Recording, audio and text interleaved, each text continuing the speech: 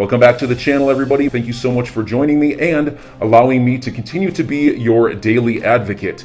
If you're new here or you're not subscribed for any reason, please do me a huge favor and hit the subscribe button. Thank you to all of you who have been watching and following me for so long. It truly means a lot, and I'm glad that I can be this person. Despite recent volatility in the cryptocurrency market, certain evidence suggests that digital currencies may become well-respected programming and financial tools. As a result, there's reason to suppose that this crypto winter won't persist indefinitely, and that the snow is melting. We'll have to wait and see. Ripple's XRP token, on the other hand, has been under pressure for some time. Many investors are wondering if XRP will have a better year in 2022. What impact does the new ruling have on Ripple? Is Judge Torres on his way to the front now? And as Attorney Hogan predicted, will the lawsuit end in August? Will XRP skyrocket after the lawsuit is over? Make sure to stay tuned until the end. In the SEC versus Ripple lawsuit, incredible things are happening. First and foremost, we have evidence to assess, some of which is truly astounding. Just to give you a heads up on what's going on with that, it's evidence for the SEC. Furthermore, Judge Torres has arrived, and we have a strong feeling that she will move this case forward fast and forcefully from here on out. The fact that this case is likely to be difficult means she has a significant challenge. As you are probably aware, the name you have been hearing is that of Judge Sarah Netburn, who is primarily responsible for discovery issues. However, it is Judge Torres who will be making the final decisions in the case, and she walked into the case with guns blazing the day before. And here is the order, which consists of 3 dispositive missions. At the start of the order opening paragraph, there were 3 unresolved motions, each with a request to seal papers. Larson filed a request to dismiss the lawsuit against himself first, then a second petition to dismiss the action against Brad Garlinghouse, and finally a motion to strike the Secretary of State's fair notice argument. What are your thoughts on this? Do you believe it will favor Ripple? She is also debating whether files or sections of documents the public will be permitted to access, rather than reaching a judgment on these motions at this time.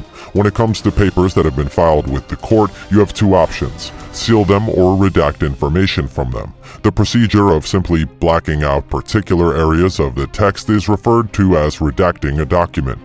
In addition, the public may observe that Judge Torres made a very liberal judgment.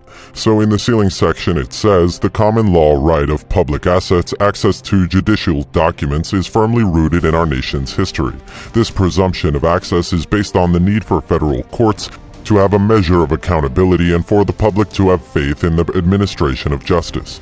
To recapitulate, if you want to keep anything under seal, you need a good reason, and the court obviously did not think the defendant's grounds were good enough.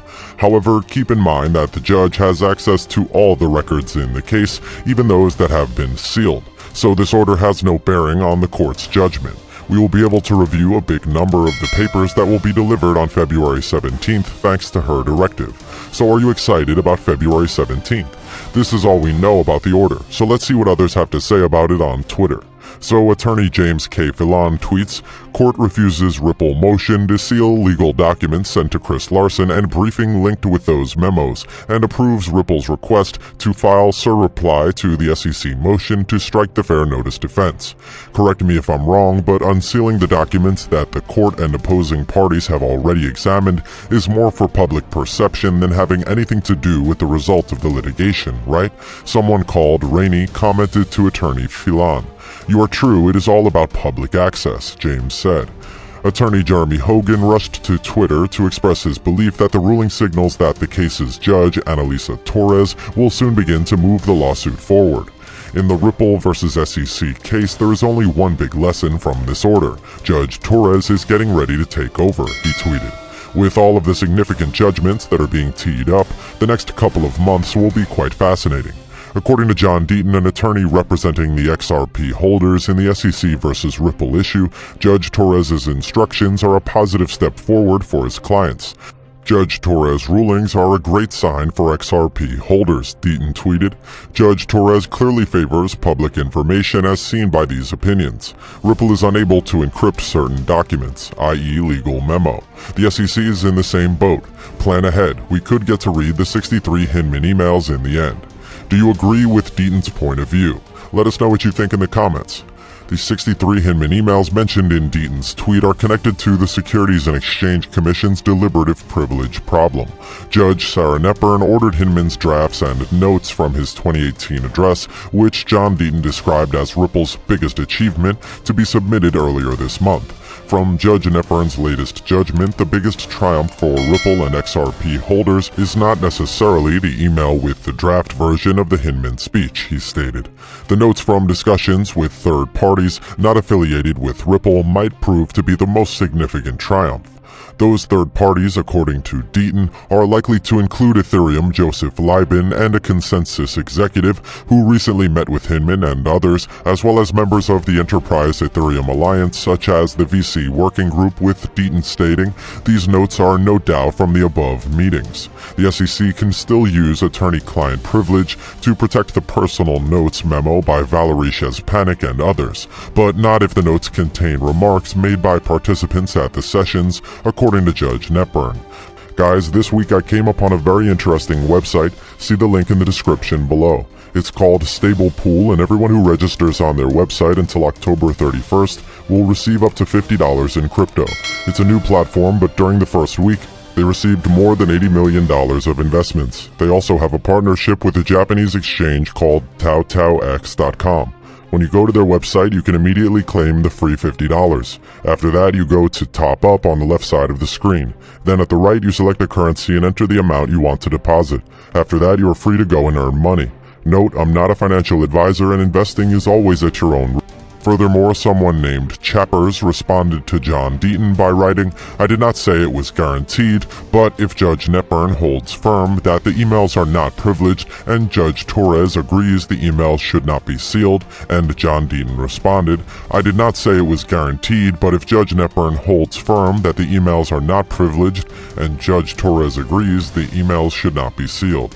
As long as there is nothing incriminating in the notes to Larson," wrote someone called Simon Stephen in response to John Deaton's message. The SEC and Judge have reviewed those memoranda and are already aware of what they say, John Deaton answered. "If anything in them is harmful to Ripple's case, sealing it makes no difference. We, the public, will not be able to read it if it is sealed. I don't blame Ripple or its lawyers for trying to keep sensitive documents hidden, but I want complete transparency. And if Ripple can't seal some papers, the Securities and Exchange Commission, a federal agency, shouldn't be permitted to seal non-privileged records too. The SEC was able to win an extension in its effort to block the documents from being given over to them by the court between then and now. According to attorney Jeremy Hogan, who posted a video in which he questions whether the SEC's delay tactics are a simple pressure play or if they are hiding something awful that would force the lawsuit to be dismissed immediately. The timeline could be pushed back to 2023 as a result of the ongoing delays in the SEC versus Ripple lawsuit. It is expected that critical rulings will be decided more quickly now that Judge Analisa Torres has returned to the court.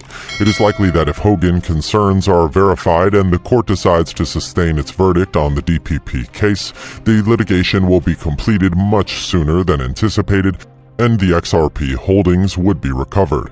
Also, Ripple's payment system is finding new real-life applications all across the world.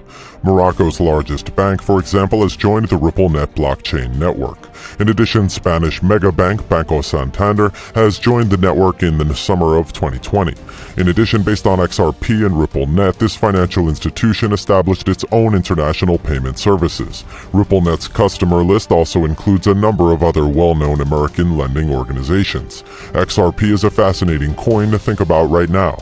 On the one hand, Ripple has discovered a means to provide huge benefits by leveraging XRP and RippleNet to do low-cost, quick cross-border payments. However, investor confidence is likely to be harmed by the current SEC case, at least in the short run.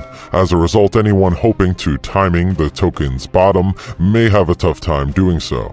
But as we all know, everything is working in Ripple's favor right now, so the only thing left to do is hold and wait. So enjoy your day, everybody. I'm always here for you. Leave any comments or questions below, and be sure to subscribe. But thanks, everybody. I really appreciate you. Enjoy your day, and I always have your back. So thanks so much, everybody.